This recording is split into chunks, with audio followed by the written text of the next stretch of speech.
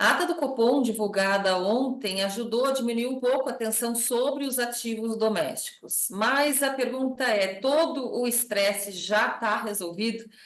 Para discutir esse tema e também contar como alocar recursos nesse cenário, eu converso agora com Cláudio Pires, que é diretor de investimentos da MAG, a gestora de fundos do Grupo Mongeral Aegon. Eu sou Carla Espotoro, jornalista da Agência Estado, e começa agora o programa Cabeça de Gestor, desse 26 de junho de 2024. Ontem o Banco Central, né, Cláudio, não descartou uma possibilidade de uma alta de juros, a gente vinha aí nesse ciclo de afrouxamento. Essa comunicação, ela tende a continuar reverberando e reduzindo a tensão do mercado? O estresse todo já acabou? Não, primeiramente, muito obrigado pela oportunidade, pelo convite de participar. É um prazer, uma honra estar aqui com vocês para a Agência Estado, broadcast. Então, respondendo a sua pergunta diretamente, Carla, acho que não.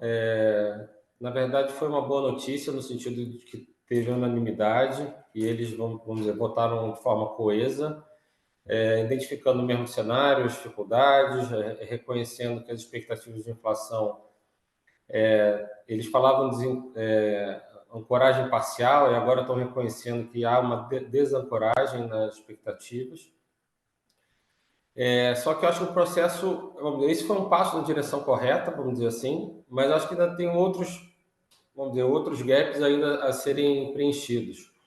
A questão fiscal é a mais urgente de todas e a própria ata do cupom de ontem fala bastante sobre isso. E a própria evolução dessa transição entre o Banco Central independente pela primeira vez, né, saindo o governo anterior e o governo Lula 3, vamos dizer, comandando essa primeira transição de Banco Central independente, acho que ela tem sido ruidosa desde o início do ano, com críticas em janeiro, críticas mais ásperas na semana passada. Então, é um processo que a gente identifica como ainda ruidoso e ainda sem uma solução muito clara pela frente de como é que vai se dar. Sim. E que está perto também, né? Ou seja, daqui a 6 meses, 6, 7 meses, tem uma mudança importante na diretoria, né? E aí fica a dúvida, sobretudo depois do placar da penúltima reunião do Copom, como que vai ser esse Banco Central aí à frente, né? Lembrando, na penúltima reunião, a que você está se referindo, o placar foi de 5-4, né? Os quatro indicados mais recentes votaram pela uma queda maior e os cinco, vamos dizer, indicados pelo governo anterior indicaram uma queda de 25 e foram maioria naquela reunião. Então, se formou um placar de 5-4. Naquele momento, era um momento muito agudo em termos de... O cenário externo não estava... Não é que esteja exatamente bom agora, mas naquele momento ele estava exatamente bastante agudo, vamos dizer, do lado ruim. Teve a questão da mudança do arcabouço fiscal poucas semanas antes da reunião de cupom. Então, estava num momento, vamos dizer, bastante frágil e veio essa dissidência exatamente nesse placar de, vamos dizer, os 5 antigos por um voto e os 4 novos por um outro voto. E nessa nova reunião, você teve a união deles, mas tudo... E nesse meio tempo, assim, na semana passada, a gente teve também o Lula indicando que soltando, reverberando bastante contra o Banco Central, falando que o novo indicado por ele tem que também ter um olhar para a atividade econômica, né, que tem que ser uma pessoa... Ele usou 2 adjetivos que eu acho que eu não vou me lembrar aqui, tem que ser como se fosse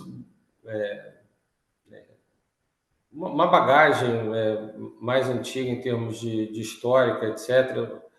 Vamos dizer, até o mercado começou a colocar um pouco que poderia ser nomes das antigas do governo PT, e aí foram buscar Guido Mantega como um provável presidenciável para o Banco Central, foram buscar André Lara Rezende como até uma outra questão. Então, enquanto que a indicação do novo presidente do Banco Central não acontecer, acho que vai acontecer essas especulações de forma bastante forte no mercado. Sim, não vai, esse tema não vai se acalmar, assim, né? Eu queria conversar agora um pouco sobre o fluxo de recursos, né?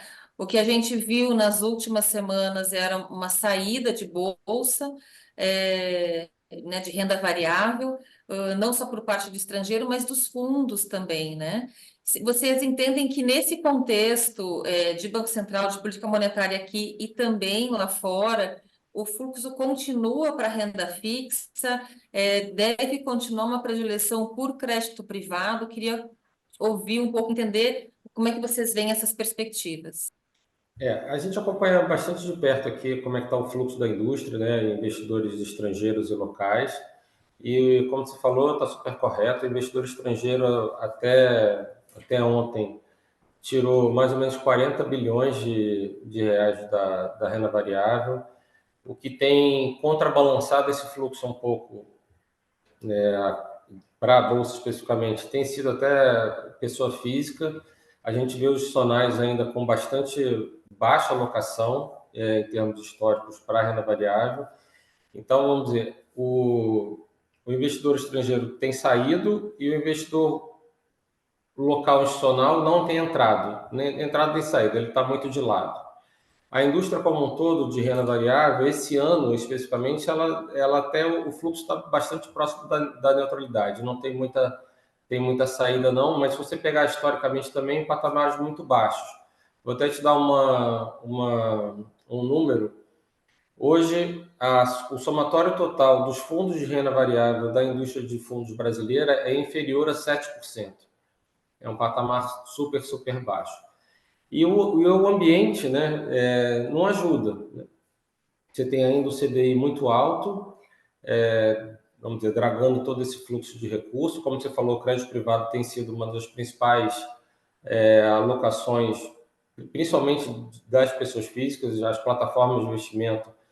Você vê que os fundos têm captado bastante dinheiro, tanto renda fixa quanto crédito privado, via plataformas.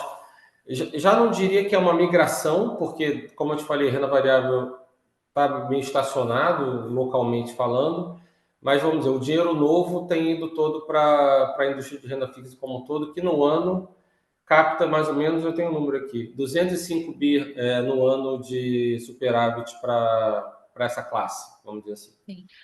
Agora, E para o segundo semestre, vocês entendem que esse fluxo, essa preferência, ela deve continuar? Ou agora no segundo semestre, embora o BC tenha indicado, tenha deixado a porta aberta, né, para uma alta de juros, no segundo semestre a renda variável pode ressurgir, pode ter maior interesse.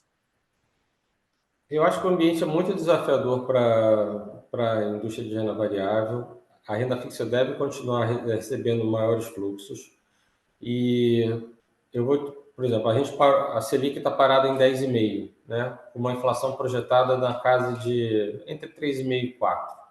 Ou seja, é muito juros real, né? E o CDI, lembrando, o CDI não tem nem risco de mercado. Então, vamos dizer, você recebe uma baita rentabilidade, né? Você está com juros real de curto prazo beirando, vamos dizer, 7, e sem correr muito risco de mercado, sem oscilação. E você pega, vamos dizer, a outra classe que você acabou de comentar, no ano está acumulando mais ou menos 10% de queda, ou seja, está com histórico de performance ruim. O investidor, infelizmente, ainda olha muito para o retrovisor para fazer a alocação dele hoje. E se a gente olhar para frente, como você bem anotou agora, o Banco Central na ata de ontem, não é que eu não diria que ele não abriu um espaço para subir os juros, mas ele disse que, vamos dizer, o cenário base, vamos dizer assim, é a manutenção dos juros na casa de 10,5 por um período longo de tempo. Mas você está correta que, na verdade, ele não fechou a porta para um possível aumento de juros, mas ele também não fechou a porta para uma possível redução, né? Nesse sentido, ainda comentando um pouquinho sobre o cupom de ontem, acho que o que chamou mais atenção? Eles revisaram a taxa de juros neutra, né? Isso foi uma sinalização bem importante.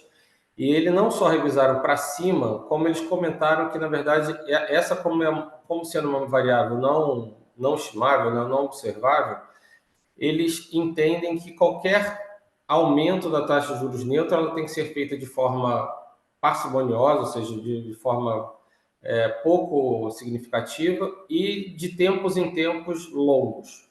Então, acho que isso justifica a taxa de juros real neutra ter saído para eles, né, de 4,5 para 4,75. Para nós aqui na Mag Investimentos, a taxa de juros real neutra é ainda maior, tá? Ela estaria entre 5 e 5,5. Mas o BC, como eu acabei de sinalizar, ele não vai fazer esse movimento vamos dizer, de um degrau só, de uma vez só. Então, essa questão foi bem relevante. E outra questão bastante relevante foi em relação ao hiato. Em todas as reuniões anteriores, eles vinham sinalizando que havia um hiato negativo a ser preenchido, uma possível. Você poderia completar o hiato, ou seja, uma capacidade produtiva da economia maior. E esse ato, na sinalização de ontem, ele foi dado como neutro. Então, isso é uma sinalização bastante rock para o futuro. Sim. Então, a nosso entendimento aqui dentro é que realmente é mais provável que o próximo movimento seja realmente de alta e não de queda da taxa de juros, mas sendo o cenário base a estabilidade. Sim. Como que vocês estão alocados hoje, sobretudo ali nos fundos multimercados, né? Tem sido um ano bem desafiador, difícil para qualquer gestor de multimercado nesse ano bater o CDI, né? Eu queria entender nesse cenário todo, como que vocês estão alocados hoje? Tem sido bastante desafiador bater o CDI. Acho que não tem nenhuma classe exatamente de única, sei lá, IMAB, IMAB5+, a própria bolsa. Acho que você seleciona, vamos dizer, esses ativos, todos eles performam abaixo do CDI. A nossa alocação nos fundos multimercados tem sido drivada por, vamos dizer, três pilares principais. A renda variável, dado o ambiente desafiador, a gente prefere ficar totalmente neutro, a gente está fora desse mercado. A gente, por valuation, ele é atrativo, mas acho que o ambiente desafiador faz com que a gente não aloque recursos nesse tipo de mercado. E, vamos dizer, a saída do investidor estrangeiro, que é um investidor de mais longo prazo, também é um sinal amarelo para a gente, vamos dizer, não ingressar nesse mercado de forma comprada. Do lado de moedas, né? Desde o evento que foi mais ou menos no início de abril, quando o governo revisitou a questão do arcabouço fiscal para os próximos anos, ali, vamos dizer, soou também um sinal bastante amarelo, e desde aquela época a gente está comprado em dólar contra o real. Tá? Comprado em dólar. Como você faz uma alocação de moeda, é sempre uma contra a outra, né? Então você acha que uma está mais bem posicionada e a outra está mal posicionada. Então, a questão do dólar forte é uma questão mundial. Você vê o dólar performando bem contra moedas dos desenvolvidos, DXY, vamos dizer, acima de 106. Então, o dólar forte é um tema global, dado o nível de atividade deles, o PIB crescendo bastante, a taxa de juros num patamar super elevado. E a questão do real fraco, né, para você fazer o par, seria essa questão fiscal muito frágil vamos dizer, estabelecida aqui, e a pouca disposição que a gente enxerga desse governo em estar, vamos dizer, solucionando, endereçando esse assunto. Não sei se no curto prazo, mas pelo menos num prazo que a gente entenda que o mercado, vamos dizer, gostaria que isso fosse resolvido. E Mas é por uma fim, pressão basicamente doméstica mesmo, né? Quando a gente olha risco país, ele não está nem perto do high, estava em 160 pontos no dia de ontem. Ele é essa precificação no câmbio é por conta desse contexto doméstico mesmo. muitas das vezes essa medida de risco país, ela não estabelece realmente, vamos dizer, o estado, né? É um termômetro bom para você acompanhar, mas acho que ele não é o que detecta a febre, vamos dizer, na primeira medida. Eu acho Sim. que a questão do juros longo e vamos dizer, da fragilidade do real contra as outras moedas, vamos dizer, acho que ela grita primeiro. E aí até vou te dar uma outra informação, assim, entre os emergentes que a gente acompanha aqui, uma cesta de mais ou menos 10 emergentes, o real tem sido a pior moeda do ano. Então, isso realmente mostra a fragilidade que a gente está em termos de performance, de desempenho. E o cerne dessa questão, eu acho que é o lado fiscal. E, em segundo lugar, eu acho que essa transição ruidosa entre o Banco Central independente, vamos dizer, a passada de Sim, bastão de um para o outro. com Tá? bastante ruído, né?